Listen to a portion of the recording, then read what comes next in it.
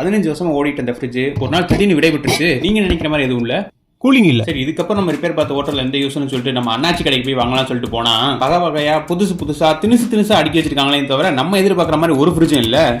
இந்த கலரை தவிர. சரின்னு உங்கள் சத்யா அப்படின்னு சொல்லி சத்யா போனா அங்கேயும் அதே கதை தான். இருங்க நான் அப்படி என்ன எதிர்பார்த்தேன்னு சொல்றேன். இப்பெல்லாம் நிறைய ஃப்ரிட்ஜ்ல இன்வெர்டர் மாடல் கொண்டு வந்துட்டாங்க. இந்த இன்வெர்டர் இருந்தாலே அதுல பிசிபி போர்டு இருக்கும். கொசு முட்டையோ சின்ன எறும்போ போனா கூட இந்த பிசிபி கழட்டி வேலை பார்க்கணும். இதுக்கு சர்வீஸ் சார்ஜ் 1000 ரூபா வந்துடும். அது மட்டும் இல்லாம இதுக்கு ஸ்பேர் பார்ட்ஸும் ரொம்ப அதிகங்க, காஸ்ட்லியும் கூட. இன்வெர்டர் மாடல்ல கரண்ட் பில் மிச்சமாகவும் சொல்லுவாங்க. சரி அது உண்மைன்னு வச்சா கூட ஸ்பேர் பார்ட்ஸ் காசும் சர்வீஸ் சார்ஜ் ரொம்ப அதிகமா இருக்கு. சத்யால என்ன ஆனாலும் நாங்க நானே யூனிட் எடுத்து தர மாட்டேன்னு சொல்லிட்டாங்க. வசந்தன் கோல எப்படியோ ஒரு 3 நாளுக்கு அப்புறம் ஆர்டர் பண்ணி நமக்காக கொண்டு வந்தாங்க. சரி வந்தது ஒரே பீஸ்னால ஃபுல்லாத்தையும் செக் பண்ணிட்டு பில்லையும் போட்டதுக்கு அண்ணாச்சி நமக்காக ஒரு ஹாட் பாக்ஸ் கொடுத்தாருங்க. சரின்னு ஆட்டோல ஏற்றி கொண்டு வந்து வச்சு 2 மணி நேரத்துக்கு அப்புறம் ஆன் பண்ணியாச்சுங்க. ஆன் பண்ணி 2 நாள்ல இன்ஸ்டாலேஷனுக்கு பர்சன் வந்துட்டாரு. இன்ஸ்டாலேஷன் ரிப்போர்ட் கொடுத்தாரு. இது வாரண்டி கிளைமா யூஸ் ஆகுங்க. சரி நீங்க என்ன ஃப்ரிட்ஜ் வச்சிருக்கீங்க, நீங்க ஃப்ரிட்ஜ் வாங்கல என்னென்ன பாப்பீன்னு மறக்காம கமெண்ட் பண்ணுங்க. அப்படியே இந்த வீடியோ லைக் போட்டு சப்ஸ்கிரைப் பண்ணிருங்க.